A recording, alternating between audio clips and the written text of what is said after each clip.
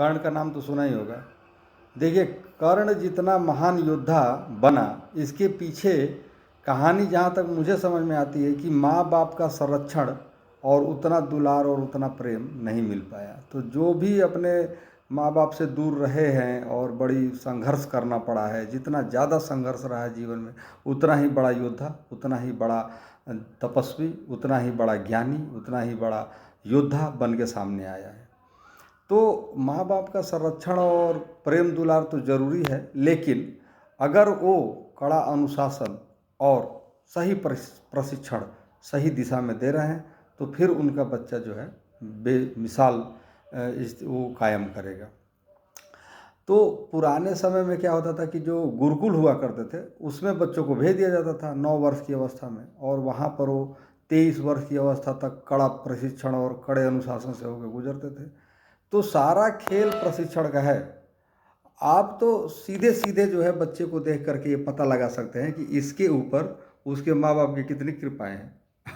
अगर वो देखने में ज़्यादा ही जो है कोमल है और बहुत ज़्यादा चल भी नहीं पा रहा है, ढंग से दौड़ नहीं पा रहा है, तो पता चल जाएगा आपको कि इसके माँ बाप जो है बिल्कुल जो है उसको गोद में ही लेके घूमते रहते हैं। तो ज़माना इतना वो नहीं है, ये बहुत ज़्यादा सख्त है। और ऐसे स्थिति में अब जो शेर है वो अपने बच्चे को शिकार करना ना सिखाए तो भूखे मर जाएगा।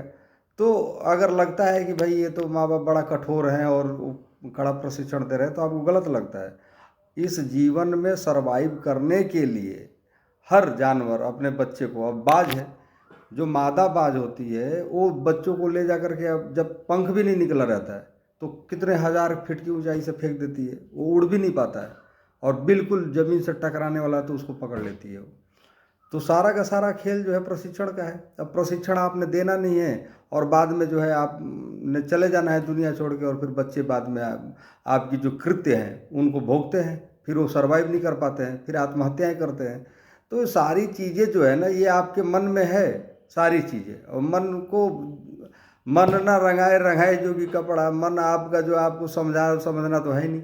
मोह माया और सब चीज़ों से आप इतने घिरे हुए हैं, ना तो अपने बच्चों को आप डांट सकते हैं, ना तो आप, अब हमारे टाइम में भैया छड़ी उठा के वो कुटाई होती थी, और हम जो है घर में भी कुटाते थे और स्कूल में भी कुटाई होती थी। और मैंने एक बार बोल दिया था कि स्कूल में तो पढ़ाते नहीं हैं। और मेरे दादाजी मेरे को पकड़ के ले गए कूटते कूटते, और जा करके टीचरों को बता दिया कि बोलता है स्कूल में पढ़ाते ही नहीं है। फिर जो टीचरों ने कुटाई की अलग से कि हम पढ़ाते नहीं तेरे को। तो ये सारी चीज़ें हैं, बाकी करना आपको है, हमारा क्या है। बाय।